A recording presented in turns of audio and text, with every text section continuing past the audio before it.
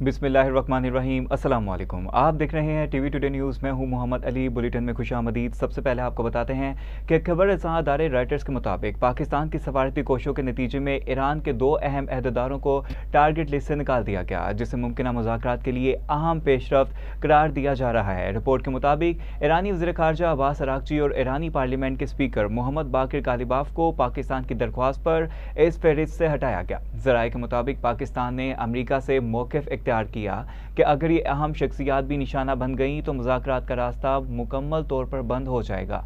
Writers के मुताबिक पाकिस्तान ने वाशिंगटन पर जोर दिया कि सफारती अमल को जारी रखने के लिए इन शख्सियात का महफूज रहना ज़रूरी है ताकि किसी मुमकिना मुज़ाकराती अमल को आगे बढ़ाया जा सके। रिपोर्ट में मजीद कहा गया कि अमरीका ने इसराइल को भी पीछे हटने का मशवरा दिया है ताकि कशीदगी में कमी लाई जा सके और बातचीत के इम्कानात को बरकरार रखा जा सके। माहिरीन के मुताबिक ये पेशरफ्त खित्ते में बढ़ती हुई कशीदगी के दरमियान एक अहम सफारती कोशिश है जिसका मकसद जंग बंदी और मुज़ाकरात के दरवाजे खुले रहना है।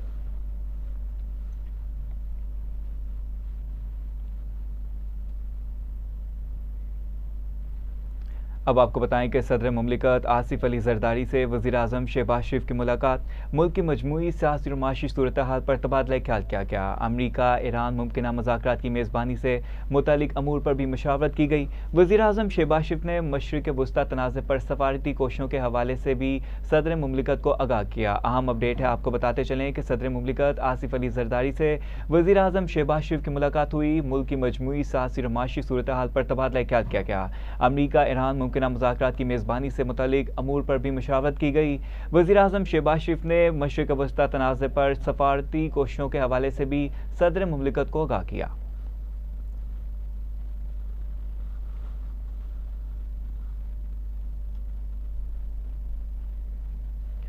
दूसरी जानिब वज़ीर आज़म शहबाज शरीफ से मलेशियन हम मनसब ने टेलीफोन राब्ता किया। पाकिस्तान की अमन कोशिशों के लिए मुकम्मल हमायत का इरादा किया। दोनों रहनुमाओं ने ईद उल फितर की मुबारकबाद का तबादला किया और उम्मत मुसलमान के इत्तेहाद और तरक्की के लिए दुआएं की। मलेशियन वज़ीर आज़म दातू श्री अनवर इब्राहिम ने मशरिक़ वस्ता में जारी कशीदगी के खात्मे के लिए पाकिस्तान की क़यादत में सालसिकी कोशिशों की हमायत की। आपको बताते चलें कि वज़ीर आज़म ने मशरिक़ वस्ता में जारी कशीदगी के खात्मे के लिए पाकिस्तान की क़यादत में सालसिकी कोशिशों पर जोर देते हुए मलेशिया के वज़ीर आज़म को ताज़ा तरीन सफारती इक़दाम से आगाह किया, जिसमें अमरीका और इसराइल को मुज़ाकरात की मेज़ पर लाने की कोशिशें और बरादर खलीजी ममालिक और ईरान के रहनुमाओं से बातचीत शामिल थी। वज़ीर आज़म शहबाज शरीफ की शानदार क़यादत की तारीफ़ करते हुए मलेशिया के वज़ीर आज़म ने इन्हें मुख्तलिफ आलमी रहनुमाओं के साथ अपनी गुफ्तगू से भी आगाह किया, जिसमें इन्होंने मशरिक़ वस्ता की जंग के फौरी खात्मे की ज़रूरत पर जोर दिया।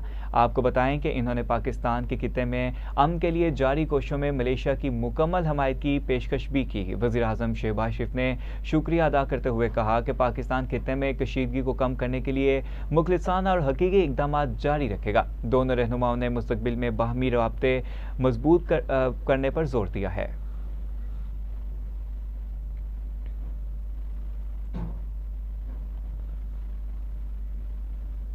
वज़ीर आज़म शहबाज शरीफ ने कहा कि अपना घर हर शहरी का हक है और आसान शराइत पर कर्ज़ों की फ़राहमी हुकूमत की अवलीन तरजीह है। रिहायशी शोबों में सरमायाकारी की वसी इस्तेदाद से फ़ायदा उठाने वालों के लिए रुकावटें दूर की जाएंगी। वज़ीर आज़म शहबाज शरीफ की ज़ेर सदारत रिहायशी शोबे में सरमायाकारी के फ़रोग़, कम लागत घरों की फ़राहमी और रोज़गार में इजाफ़े से मुतल्लिक़ इजलास हुआ। शहबाज शरीफ ने बैरूनी सरमायाकारों और समुंदर पार पाकिस्तानियों की सरमायाकारी के तहफ़्फ़ुज़ को यकीनी बनाने की हदायत करते हुए कहा कि तमीरात के शोबों में सरमायाकारी से मईशत का पहिया चलेगा। इसे पर जानते हैं राना यमीन, नुमाइंदा इस्लामाबाद से। जी आगाह कीजिएगा, क्या तफसीलात हैं आपके पास? जी बिल्कुल, वज़ीर आज़म शहबाज शरीफ ने कहा है कि अपना घर हर शहरी का हक है और आसान शराइत पर कर्जों की फराहमी हुकूमत की अवलीन तरजीह है। रिहायशी शोबे में सरमायाकारी की वसी इस्तेदाद से फायदा उठाने के लिए रुकावटें दूर की जाएंगी। वज़ीर आज़म शहबाज शरीफ की ज़ेर सदारत रिहायशी शोबे में सरमायाकारी के फ़रोग़, कम लागत घरों की फराहमी और रोजगार में इजाफे से मुतल्लिक़ जायजा इजलास हुआ। शहबाज शरीफ ने बैरूनी सरमायाकारों और समुंदर पार पाकिस्तानियों की सरमायाकारी के तहफ़्फ़ुज़ को यकीनी बनाने की हिदायत करते हुए कहा कि तामीरात के शोबे में सरमायाकारी से मईशत का पहिया चलेगा और रोजगार के लाखों मौके पैदा होंगे। उन्होंने मुतल्लिका हकाम को हिदायत दी कि तामीरात और रिहायशी शोबे में सरमायाकारी के फ़रोग़ के लिए नाकाबिले अमल हिकमत अमली मरतब करके अमल दरामद यकीनी बनाया जाए और इसमें पब्लिक और प्राइवेट सेक्टर समेत सूबों, आज़ाद कश्मीर और गिलगित बल्तिस्तान को भी शामिल किया जाए। अजलास को तामीरात और रहायशी शोबे पर टास्क फोर्स और वर्किंग ग्रुप्स की तजावीज़ पर ब्रीफिंग दी गई, जबकि मंजूर शुदा इकदाम पर पेशरफ से भी आगाह किया गया। वजीर आजम ने रहायशी तामीरात के शोबे की तरक्की के लिए जामे इकदाम को जल्द हतमी शक्ल देकर अमल दरामद यकीनी बनाने की हिदायत की। अजलास में वफाकी वज़रा, attorney general, governor state bank, सूबों गिलगित बल्तिस्तान और आज़ाद कश्मीर के नुमाइंदों समेत निजी शोबे के माहिरीन और मुतल्लिका आला हुकाम ने शिरकत की। जी, निजी शोबे के माहिरीन और मुतल्लिका आला हुकाम ने शिरकत की। राना इमीन, बहुत शुक्रिया आपका अपडेट करने का।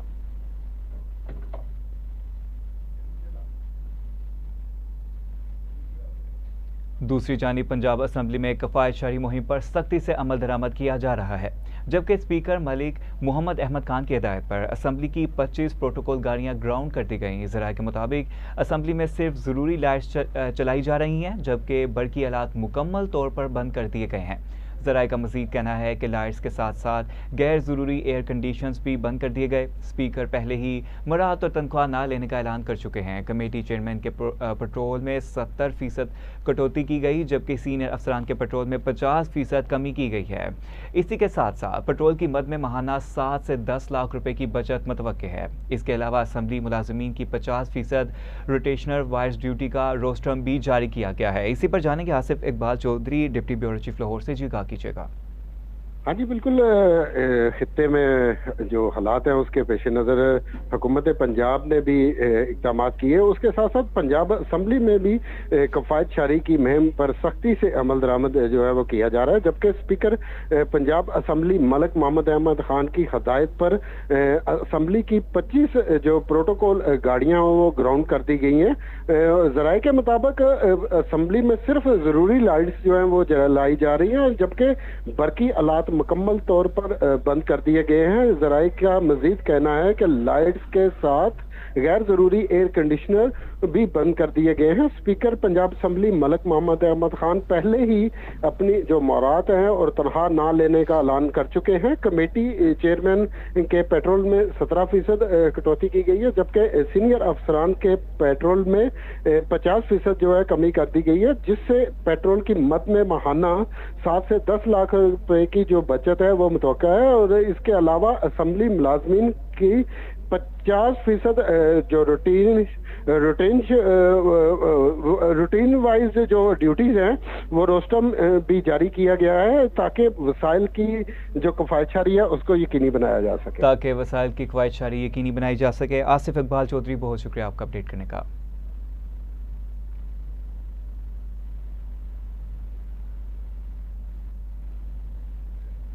आगे चलें और आपको बताएं कि नायब वज़ीर आज़म और वज़ीर ख़ारजा मोहम्मद इसहाक़ डार ने तुर्क वज़ीर ख़ारजा हकान फ़िदान से टेलीफोन पर रब्ता किया, जिसमें ताज़ा तरीन इलाकाई पेशरफ्त पर तफसीली गुफ्तगू हुई। वज़ीर ख़ारजा इसहाक़ डार ने खित्ते में जारी कशीदगी कम करने के लिए पायदार सफारती कोशिशों की अहमियत पर जोर दिया और अमन इस्तेकाम के लिए पाकिस्तान के पुख्ता अज़म का भरपूर इहाता किया। दौरान गुफ्तगू दोनों रहनुमा ने इलाकाई हालात के तनाजुर में बाहमी मशावरत का सिलसिला जारी रखने और मुस्तकबिल में भी एक दूसरे के साथ करीबी राब्ते में रहने पर इत्तफाक किया।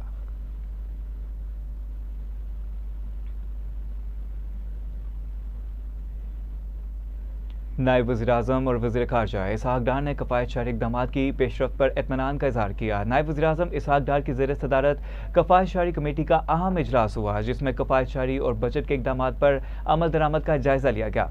इसहाक़ डार ने कहा कि मुल्क की मौजूदा सूरत हाल में मालियाती नज़्म-ओ-ज़ब्त बरकरार रखना नागुज़ीर है। गैर ज़रूरी अखराजात में कमी और वसाइल के बेहतर इस्तेमाल की रफ्तार तसल्ली बख्श है। नायब वज़ीर आज़म ने वजारतों और मुतल्लिका महकमों को मॉनिटरिंग का निज़ाम मज़ीद सख्त करने की हिदायत करते हुए कहा कि तमाम महकमे कफ़ायत शारी गाइडलाइंस पर सख्ती से अमल दरामद यकीनी बनाएं। इजलास में वज़ीर ख़ज़ाना, वज़ीर पेट्रोलियम, वज़ीर इंफॉर्मेशन टेक्नोलॉजी, वज़ीर इक़्तिसादी अमूर और वज़ीर इत्तलात के अलावा मामले ख़ुसूसी तारिक बाजवा, वफाकी सेक्रेटेरिएट बराए IT और पेट्रोलियम सूबों के चीफ सेक्रेटेरियट्स और दीगर ने शिरकत की।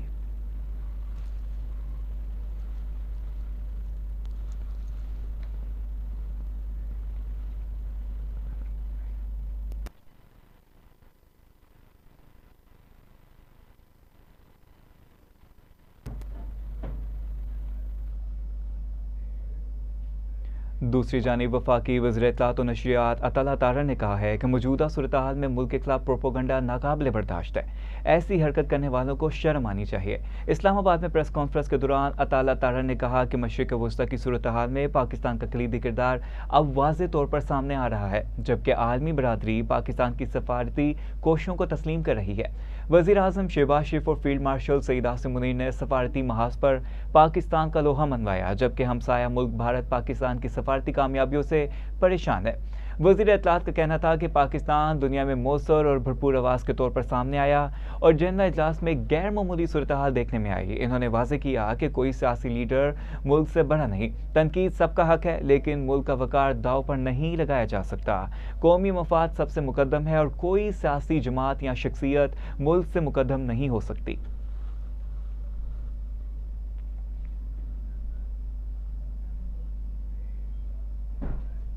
इसी के साथ साथ बानी पीटीआई के बेटे कासिम खान ने पाकिस्तान के जीएसपी प्लस स्टेटस को मुतनाज़ा बनाने की कोशिश की है। कासिम खान ने यूरोपीय यूनियन से पाकिस्तान का जीएसपी प्लस स्टेटस खत्म करने का मुतालबा किया है। इन्होंने पाकिस्तान के खिलाफ मुतालबा बलोच नेशनल मूवमेंट के रहनुमा नसीम बलोच के साथ किया। बानी पीटीआई के बेटे का कहना था कि इंसानी हुकूक की खिलाफ वर्जियों पर यूरोपीय यूनियन पाकिस्तान का जीएसपी प्लस स्टेटस खत्म करे। कासिम खान ने इंसानी हुकूक की खिलाफ वर्जियों की सिर्फ एक मिसाल देते हुए कहा कि मेरे वालिद जेल में हैं। बानी पीटीआई के बेटे कासिम खान के पाकिस्तान मुखालिफ मुतालबे पर सियासी और अवामी हलकों ने शदीद रद्द-ए-अमल देते हुए कहा कि जीएसपी प्लस स्टेटस खत्म होने से पाकिस्तान की टेक्सटाइल बरामदात खतरे में पड़ जाएंगी। जीएसपी प्लस के तहत पाकिस्तान की टेक्सटाइल बरामदात को यूरोपीय मंडियों में खसूसी रसाई हासिल है। कासिम खान का मुतालबा पूरा हुआ तो पाकिस्तान का तजारती खसारा बढ़ेगा, ज़र मुबादला में भी कमी होगी। जीएसपी प्लस के खात्मे से टेक्सटाइल सेक्टर में बहरान और बेरोजगारी बढ़ेगी। पाकिस्तान में टेक्सटाइल के शोबे से लाखों अफराद का रोजगार मिट सकता है। ज़ाती या सियासी बुनियाद पर पाकिस्तान मुखालिफ मुहिम कौमी मफाद के मुनाफी और माशी तौर पर नुकसानदा है। कासिम खान के बयान से पाकिस्तान का आलमी तकश्शुर मुतासिर हुआ है, बैरूनी दबाव बढ़ सकता है। याद रहे कि इससे पहले भी कासिम खान मुतनाज़ा शख्सियत से मुलाकात कर चुके हैं।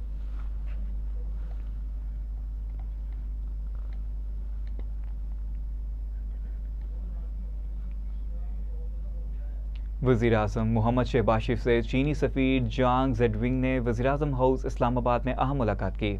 इस मौके पर नायब वज़ीर आज़म वज़ीर ख़ारजा इसहाक डार, वज़ीर आज़म के मामले ख़ुसूसी सैयद तारिक फ़ातमी और सेक्रेटरी ख़ारजा मौजूद थे। मुलाकात में वज़ीर आज़म ने 2 सेशंस के कामयाब इनेकाद पर चीनी क़यादत को मुबारकबाद पेश की। वज़ीर आज़म ने चीनी सदर शी जिनपिंग, वज़ीर आज़म ली क्यांग और वज़ीर ख़ारजा वांग यी का यौम पाकिस्तान की मुबारकबाद देने पर शुक्रिया अदा किया। इन्होंने ज़राअत, सनती ताउन और बुनियादी ढांचे के तहत CPEC 2 को आगे बढ़ाने के लिए अज़म का इयादा किया। चीनी सफ़ीर जांग जेडविंग ने पाकिस्तान की इक़्तिसादी इस्तकामत और इस्लाहात की कोशिशों को सराहा और तजारत और सरमायाकारी में ताउन का इयादा किया। इस मौके पर दोनों ममालिक के दरमियान जारी मुलाकातों पर इत्मीनान का इजहार करते हुए 75वीं सालगिरह पर राब्ता बढ़ाने का फैसला किया गया। वज़ीर आज़म शहबाज शरीफ ने इलाकाई सूरत हाल पर गुफ्तगू करते हुए कशीदगी में कमी और इस्तेकाम के लिए पाकिस्तान के तमीरी किरदार को उजागर किया। इन्होंने बाहमी दिलचस्पी के अमूर पर करीबी हम-आहंगी जारी रखने और पायदार पाक चीन स्ट्रेटेजिक पार्टनरशिप का भी इयादा किया।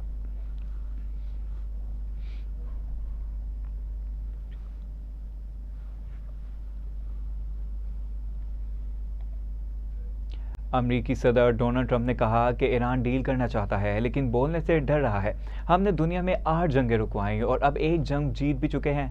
रिपब्लिकन पार्टी के कन्वेंशन से खिताब करते हुए अमरीकी सदर ने दावा किया कि ईरानी रहनुमा शदीद ख्वाहिश रखते हैं कि मुआहदा तय पा जाए, लेकिन अंदरूनी और बैरूनी नताइज के खौफ से वो ऐसा नहीं कर पा रहे और वो कहने से डरते हैं कि कहीं इनके अपने लोग इन्हें मार ना दें।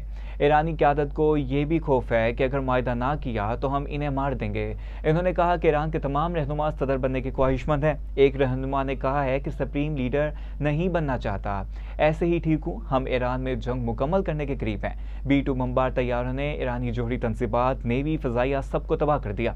डोनाल्ड ट्रंप का मजीद कहना था कि ओबामा ने ईरान के जोहरी हथियार हासिल करने की ख्वाहिश को मुकम्मल बनाया, लेकिन ये ख्वाहिश नाकाम हुई। मैंने 8 जंगें रुकवाई और एक जंग जीत भी रहा हूँ। फेक न्यूज़ को देखें तो लगता है जैसे हम जंग हार रहे हैं। मेरे खिलाफ 94% जाली खबरें चलाई गईं, फिर भी इलेक्शन जीत गया।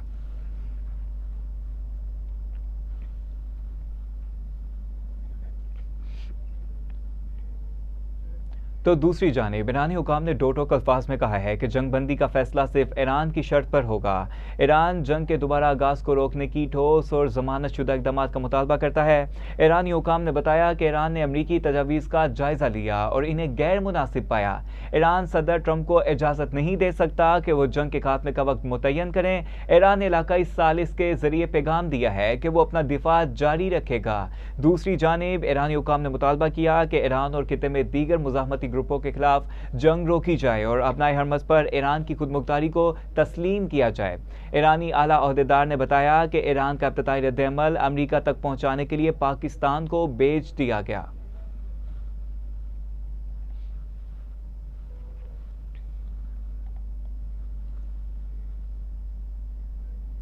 पाकिस्तान सुपर लीग के 11वें एडिशन के इफ्तिताही मैच में आज दफाई चैंपियन लाहौर कलंदर्स और लीग में शामिल होने वाली नई टीम हैदराबाद किंग्समैन मद्दे मुकाबिल होंगे।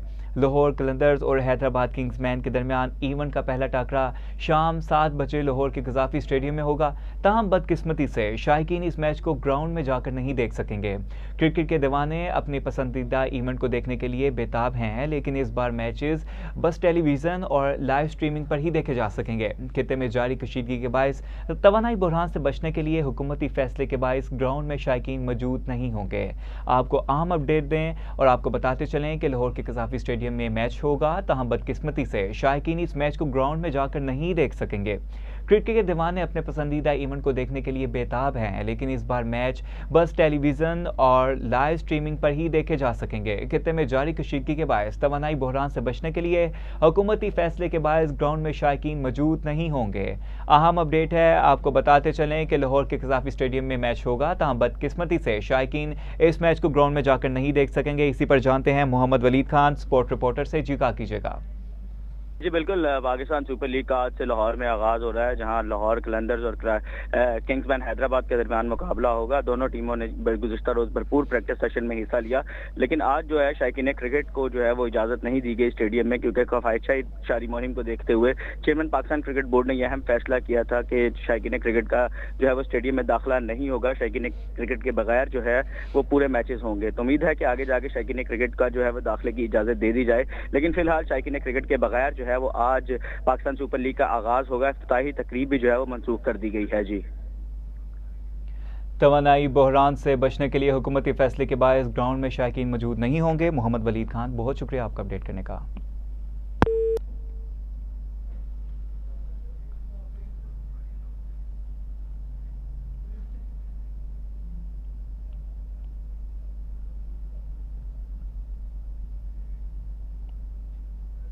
अब आपको बराह रास्त लिए चलें कि वज़ीर इत्तलात पंजाब उस्मा बुखारी मीडिया से गुफ्तगू कर रही हैं। वो कोई जो है वो किसी भी तरह किसी की एक होता ना जाती जो आपका ताल्लुक है बहन का भाई के साथ, बीवी का शौहर के साथ, बच्चों का बाप के साथ, ऐसा ताल्लुक वाली बात आपको नजर नहीं आती। जब भी बात होगी वहां फितना खान पाकिस्तान के अंदर किसी ना किसी साजिश को प्लान करने के लिए उस मुलाकात को इस्तेमाल करता है। पहले बहनों के थ्रू कर रहा था और अब जब ईद के ऊपर गुफ्तगू हुई तो उसने ये हल्ला शेरी दी और ये जो है वो अपने बेटे को ये कह के भेजा कि उसको इस जो है वो स्टेटस को मुतनाज़ा बनाने के हवाले से भी जो है वो जाना चाहिए। बिकॉज आपको मालूम है कि यूरोपियन यूनियन की उनकी जो है वो ख़ास तौर पर इंसानी हकूक़ के हवाले से वो बड़े कंसर्न रहते हैं। अपने मुल्क में गो उनके इंसानी हकूक़ की डेफिनेशन कुछ और है, बाकी मुल्कों के लिए वो इंसानी हकूक़ की डेफिनेशन कुछ और करते हैं। और इससे पहले भी ये दोनों भाई जो है ये पहले भी आपको पता है कि अमेरिकन कांग्रेसमैन हो या वहाँ की अमेरिका की जो दौरे पे तशरीफ लेके गए थे, गैर सियासी हैं, ये जहन में ज़रूर रखिएगा। और मरूसियत के खिलाफ है ये पार्टी, ये भी आपने जहन में रखना है। सो वहाँ पर भी ये गए अमेरिका में भी, और वहाँ जाकर भी जो जितने थिंक टैंक्स थे पाकिस्तान के खिलाफ जो काम करते हैं, जो इजरायली लॉबिस के लोग थे, उनसे ये मिल के इन्होंने पाकिस्तान के खिलाफ फिर चार्जशीट पेश की, पाकिस्तान के खिलाफ जो है वो गुफ्तगू की। आज मैं बात करना चाहती हूँ कि दलाइल क्या थे कासिम खान के इस पूरी जो उसमें जो तकरीर उन्होंने फरमाई। उनकी वाहिद दलील ये थी कि जी मेरा बाप जेल में है और उनके खिलाफ इंसानी हकूक की खिलाफ वर्जियाँ हो रही हैं। मेरा ख्याल है कि कासिम खान साहब की मुझे तारीख़ पैदाइश एग्जैक्टली तो नहीं पता, लेकिन 2019 में मेरा ख्याल है दूध पीते बच्चे तो नहीं होंगे कासिम खान साहब। इतने तो रीजनेबल जवान थे उस वक्त भी कि जब वो ये देख रहे थे कि जब उनका बाप एक डिक्टेटर बन के बैठा था और वो चुन चुन के अपने लोगों को, अपने मुखालिफिन को जेलों में डाल रहा था, ना औरत की तमीज़ थी, तहजीब थी, ना किसी देखा जा रहा था कि स्टेडियम बनाने पे जेल में डाल रहा हूं या नहीं। आर्टिकल 6 के जो है वो मुकदमे बनाने के लिए लोगों को जो है ये फोर्स करता था कि मेरे मुखालफों के ऊपर आर्टिकल 6 के मुकदमे डालो। बेटी को जो है वो बाप के सामने गिरफ्तार किया जाता था, सजाए मौत देने के लिए जो है, उम्र कैद देने के लिए मनशियात के झूठे पर्चे बनाकर ये अपने मुखालफिन के ऊपर डाला जा रहा था। एक लंबी फहरिस्त है, मैं आपको उसकी डिटेल कर सकती हूँ। कब कासिम खान साहब को नजर नहीं आया कि इंसानी हकूक की खिलाफ वर्जियां किसको कहते हैं? आज इमरान खान जेल में क्यों है? वो जेल में है तोशा खाना के गिफ्ट खाने की वजह से। वो खाना काबा की मॉडल वाली घड़ी को खाने की पदाश में जेल में है। वो 180 मिलियन पाउंड्स को डिकारने की जो है और उसकी इन रिटर्न 5-5 कैरेट के हीरे और तोहफे तहाइफ और ये तमाम चीजें जो है वो उस वजह से वो जेल में है। और अभी तो जो इनको आदत है पाकिस्तान के खिलाफ साजिशें करने की, वो जब ये हुकूमत में था IMF का प्रोग्राम खुद किया, फिर जब पता चला कि हुकूमत जा रही है डिफाई किया, जानबूझकर पता था कि पाकिस्तान की इकॉनमी का बेड़ा गर्क कर चुका हूं, पाकिस्तान डिफॉल्ट करे, पाकिस्तान के अंदर श्रीलंका के हालात बने। उस वक्त श्रीलंका का चूंकि ये वाकया सब चल रहा था, डिफाई किया, वो प्रोग्राम तोड़ा, पाकिस्तान की रियासत को जो है वो घुटनों पर आकर IMF के साथ प्रोग्राम करना पड़ा पाकिस्तान को डिफॉल्ट से बचाने के लिए। मेहनत करनी पड़ी PDM की हुकूमत को पाकिस्तान को डिफॉल्ट से बचाने के लिए, फिर भी बाज नहीं आया। फिर इसने जो KP के अंदर इनकी हुकूमत थी उनसे लेटर लिखवाए, IMF को लेटर लिखवाए कि पाकिस्तान को ये प्रोग्राम मत दो ताकि पाकिस्तान हर सूरत हाल में डिफॉल्ट करे। इसे पाकिस्तानी कहते हैं। जो शख्स फिर पाकिस्तान के साथ अगर IMF का प्रोग्राम हो जाए तो उसके जो ऑफिस है उसके बाहर मुजाहरे कराए कि पाकिस्तान को अगली किस्त मत दो, इसको पाकिस्तानी कहते हैं। फिर 9 मई जो है वो अब जब कोई भी और बात ना बने तो फिर ये है कि हम जो है वो चढ़ दौड़े, फौजी तनसीबात पे चढ़ दौड़ो, आग लगा दो, मुल्क के अंदर फसाद कर दो। चूंकि फितना खान पकड़ा गया है और एक फिजा क्रिएट की गई, उसको मार दिया गया है। इसको तो हर वक्त मारने की फिक्र, वो तो जब घर में होता था तभी कहता था मुझे कोई जहर दे देगा। मैंने तो तभी पूछा था भाईजान घर में तो आपकी बेगम साहब होती हैं, सिर्फ वही खाना देती हैं आपको जहर घर में कौन दे देगा? तो ये जो ड्रामेबाजी है ना, ये पुरानी आदत है। और इसलिए फिर 9 मई किया, और 9 मई करने के बाद भी फिर बस नहीं की, इस्लामाबाद पे चढ़ दौड़ो, लाहौर को आके फतह कर लो, ये लॉन्ग मार्च कर लो, फलाना धरना कर लो, टाइगर फोर्स बना लो, रियाई फोर्स बना लो। रियासत के खिलाफ फोर्सेस बनाना ये पाकिस्तानी करते हैं। ये पाकिस्तानियों का ये हुब्बुल वतनी की बात है, जो करतूत और कारनामे ये सरंजाम देते रहे। और मजे की बात यह है कि जब ये 9 मई हुआ, या ये जब बाय द वे जब वजीर आजम था खुद फितना खान, तब भी उनके बेटे कितनी दफा पाकिस्तान आए थे बाप से मिलने, जरा चेक करके बताइए मुझे।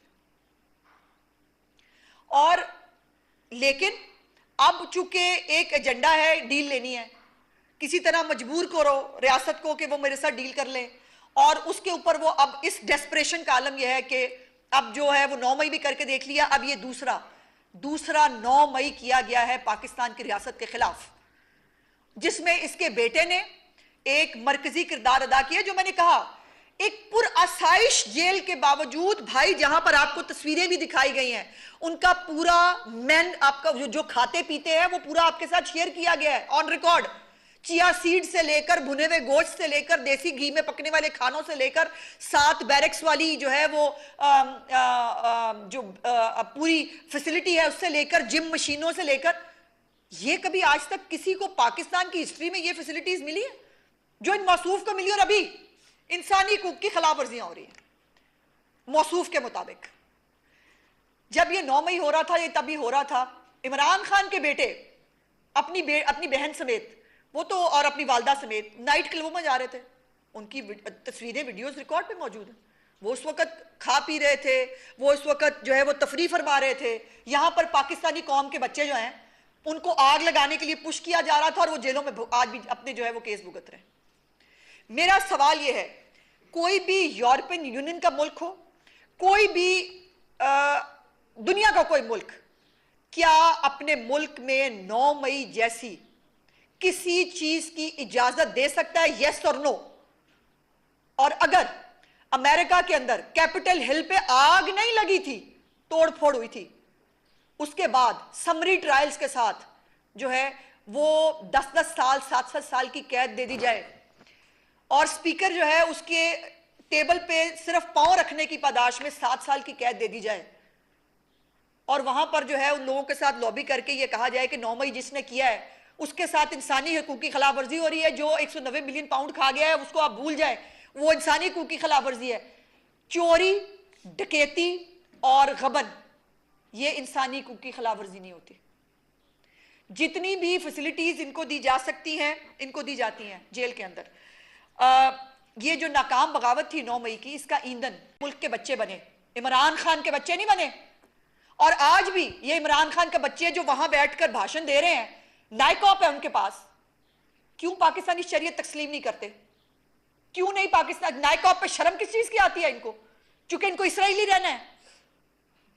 और ये जो है वो वैसे हमें पाकिस्तान में हमारे अब्बा जी को वजीर आजम लगा दो, अम्मी जान जो है वो बाकी जो हमारे यूट्यूबर पाल रही हैं और हम जो है वो हम पाकिस्तान के खिलाफ साजिशें करते हैं, लेकिन आप हमें कहें कि हम पाकिस्तानी हैं, नाइकॉप हमें नहीं चाहिए। मतलब कमाल, आपने मजाक बना लिया इस मुल्क को। और ये मैं बिल्कुल कहना चाहती हूं कि कासिम गोल्डस्मिथ ने कल जो है वो जीएसपी प्लस स्टेटस को खत्म करने की कोशिश नहीं की। उसने पाकिस्तान के ऊपर एक दोबारा 9 मई किया है, एक मुआशी तखरीबकारी की है ताकि पाकिस्तान को मुआशी तौर पर नुकसान पहुंचाया जाए। और अफसोस की बात यह है कि हसीन इत्तफाक है कि यही एजेंडा इंडिया का भी है। इंडिया भी चाहता है कि पाकिस्तान मुआशी तौर पर जो है मुस्तहकम ना हो। इंडिया भी चाहता है कि पाकिस्तान को आलमी बरादरी के अंदर जो पजीराई मिल रही है वो ना मिले। इंडिया भी चाहता है कि पाकिस्तान के अंदर फसाद हो। ये तीनों एजेंडे इनके क्यों हैं? ये इतना हसीन इत्तफाक क्यों है? और फिर आप वहां पर जो है वो भारतीय शख्सियात के साथ मुलाकात करते हैं, वो भारतीय शख्सियात और वो इजराइली जो है लोग जिनकी पाकिस्तान के खिलाफ एक स्टेटेड पोजीशन हमेशा से रही है, आज से नहीं है, हमेशा से रही है, उनके साथ आप मुलाकातें और आप कह रहे हैं रैंडमली मुलाकात हो गई थी। भाई तुम लोगों को मिलते हैं रैंडमली इस तरह के लोग।